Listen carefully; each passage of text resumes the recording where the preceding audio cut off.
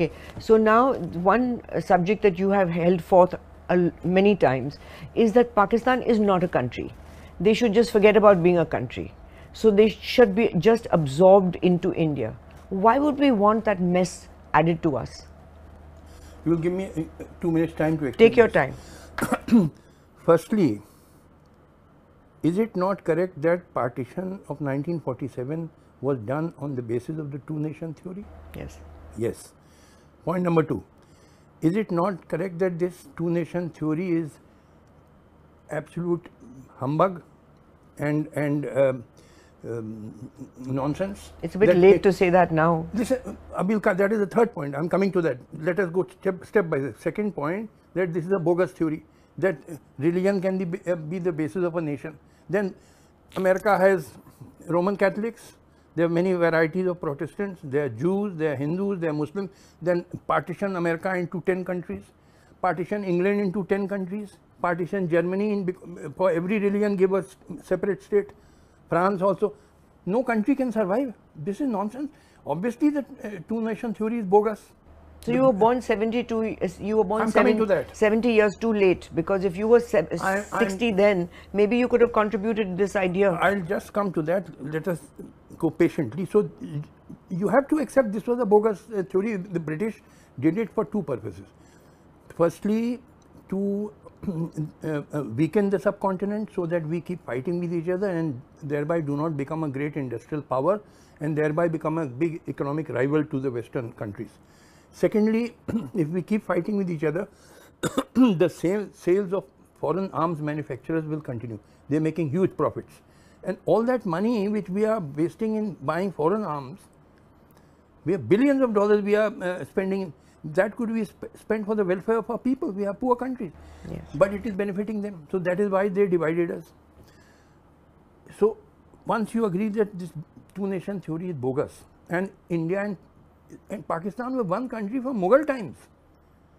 When I meet Pakistanis, I feel no different from them. I feel very different from them. Well, I'm talking for myself. We speak in Hindustani. We look like each other. We share the same culture, love for Urdu poetry and Hindustani music and food, biryani, and so we have the same. We are one actually. This was nonsense. And in fact, when Indians and Pakistanis meet in foreign countries, they socially intermingle as if there has been no partition. That's true. We are actually one country. This is a book, and I have said that 99% Pakistanis are good people, just as 99% Indians are good people. This is all bogus hate propaganda by certain vested interests. That having said, we have to undo partition. To say that, oh, 70 years have passed, much water has flown. Well, what about Germany? It was partitioned in 1945, but after 45 years it has been reunited or not? China has still not recognized Taiwan. So don't say that much water has passed. That is irrelevant. Certain Western powers, it is in their interest to keep us divided. And as long as we remain divided, we will not be able to become a prosperous united country.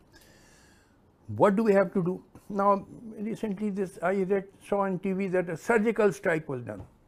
3 kilometers inside POK, army went and demolished some terrorist camps and all. And came. This is all a stunt. It is all for publicity purpose. What has to be done is 3 things. How is it for publicity purposes? When you have attacked where the terror groups are being trained, and for the first time answered Pakistan with what needs to be done, because they have held the bogey of nuclear deterrent, which has always deterred us but not them. So if India has answered Pakistan for the Uri attacks, for the Parliament attack, for Mumbai siege, all those things that have happened, what is wrong with that? I'll answer you. First, you must accept that once you accept that partition was bogus, then this Pakistan is a fake artificial entity. I don't call it a country even. It's not, no country. What is Pakistan? There's Punjab, there's Balochistan, there's Sindh, there's Northwest Frontier provinces. There's no such thing as Pakistan. What we have to reunite under a secular country. We are one nation, temporarily divided. 3 things I have said. I have said 3 things. But people don't take me seriously. No, I'm taking you very seriously. All I know, listen, 3 things. Firstly, Government of India should immediately issue a statement that we are de-recognizing Pakistan, and recall all our envoys and kick out all the envoys. Because Pakistan is no country. Why are you sending ambassadors when there is no country there? It's part of India. Okay. No, don't lie. I'm not laughing. I'm not laughing. I'm not laughing. First of all, you must de-recognize Pakistan and recall our envoys in Pakistan and throw out the envoys.